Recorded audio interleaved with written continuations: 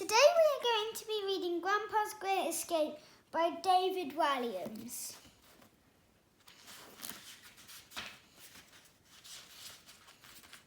Slam a la custard. Jack was a child who was happiest alone in his bedroom, a naturally shy boy. He didn't have many friends. Instead of spending his days playing football in the park with other kids from school, he would stay inside assembling his prized collection of model airplanes. His favourite were from World War II, the Lancashire bomber, the Hurricane, and of course his grandfather's old plane, now legendary Spitfire. On the Nazi side, he had models of the Donner bomber, the Junkers, and the Spitfires. Deadly nemesis, the Merchant. With great care, Jack would paint his model planes, then fix them to selling with fishing wire suspended in the air. They looked like they were in the middle of a dramatic dogfight. At the night, he would stare up at them from his bunk bed and Ace, just like his grandfather.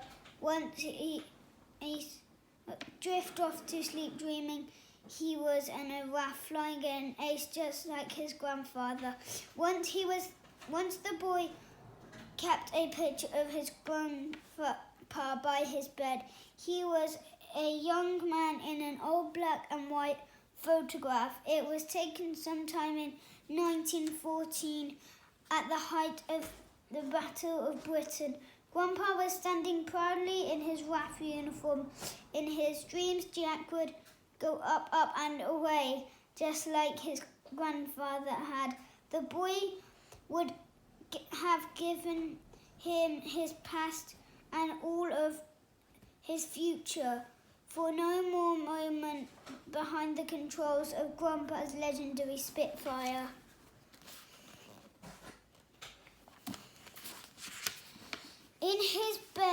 In his dreams, he would be a hero. In his life, he felt like a zero.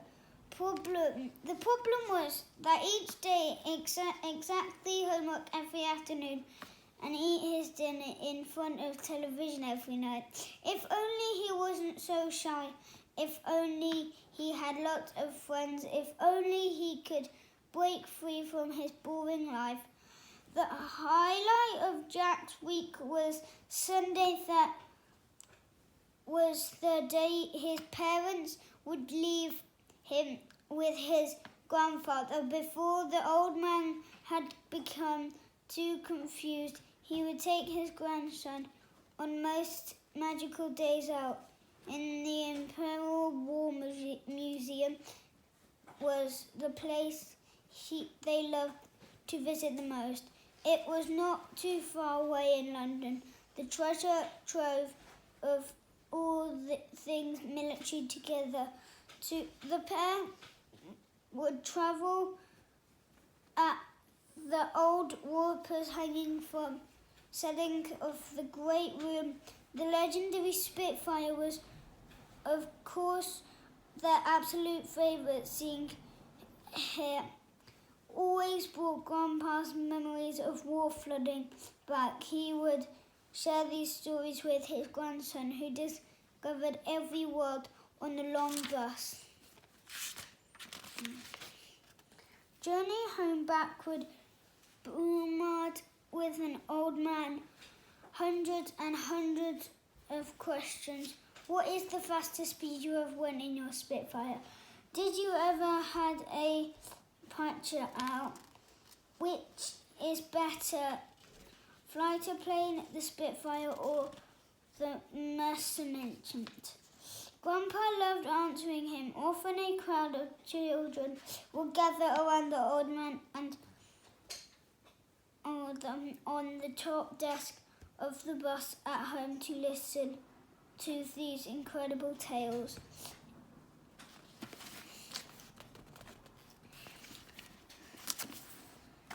It was the summer of 1940. Grandpa would begin his height of battles with Britain. One night I was flying my Spitfire over the English Channel. I had become suspected of my squadron. My fighter plane had taken pounding into dogfight. Now I was impacted to the base, but just then behind me I heard machine guns. Rat-tat-tat. It was the Nazi merchant right on my tail again. Rat-tat-tat. It was just the two of us alone over the sea. The night would be an epic flight to the death. Grandpa enjoyed nothing more than sharing stories of his World War adventures. Jack would listen intently. Every little detail fascinated him.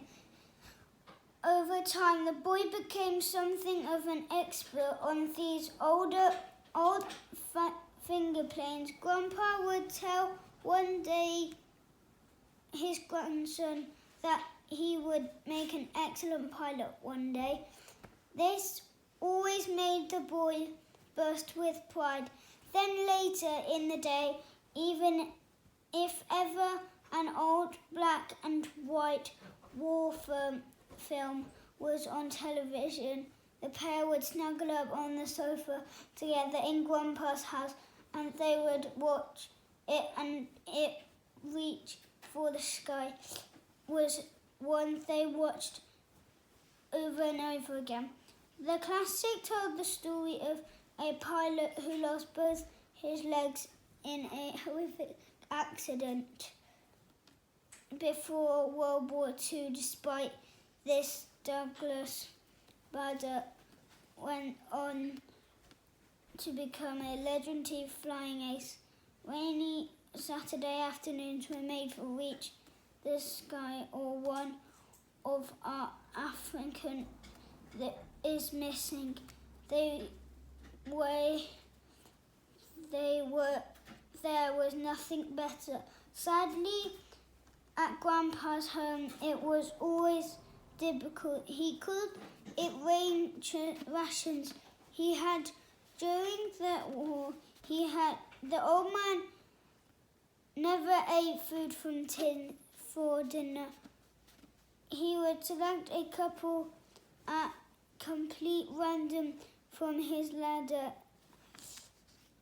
and empty them out into the pan together. Corned beef with pineapple chunks, salad, sardines and rice pudding, chocolate pudding covered in tomato soup, pilchards with spaghetti hoops, triangle sponge with peas, baked beans mixed with tinned peaches, chocolate pudding covered in tomato soup, the steak and candy pudding and fruit cocktail, haggis topped with cherries and sea, dilated carrots in cold milk, and Grandpa's scam a la custard. The use of the French words gave it an air of the boy pertinence. It did not deserve family. The boy didn't come for food. World War was the most important time in force. Pilots like him thought their country in invasion in a plot they called an Operation Sea Lion. However, without being able to secure power over, the Nazis were able to put their plane into action. Grandpa risked their lives to keep people of Britain free from being captured by the Nazis. So instead, reading a book to his grandson. At bedtime, the old man would tell the boy of his real thrilling than any you could find in a book. One more tale, Grandpa, please. The boy begged such a night. I want to hear about where you were shot down by a Luftwaffe and had to crash land in the English Channel. It's too late, young Jack replied. Grandpa replied. You go to sleep.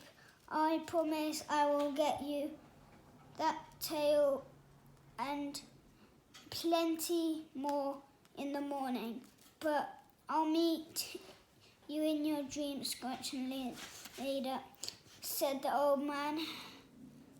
Old man kissed Jack tenderly on the cheek, on the forehead, and Gretchen Leader was his nickname for his grandson. I'll see you up in the skies, up, up and away, up, up and away, the boy repeated after drifting off to sleep. Spare room, dreaming. He took to his fighter pilot spent with Grandpa. Couldn't even be more even perfect. But that was all about to change. Thank you for listening to me read, and please subscribe. Bye.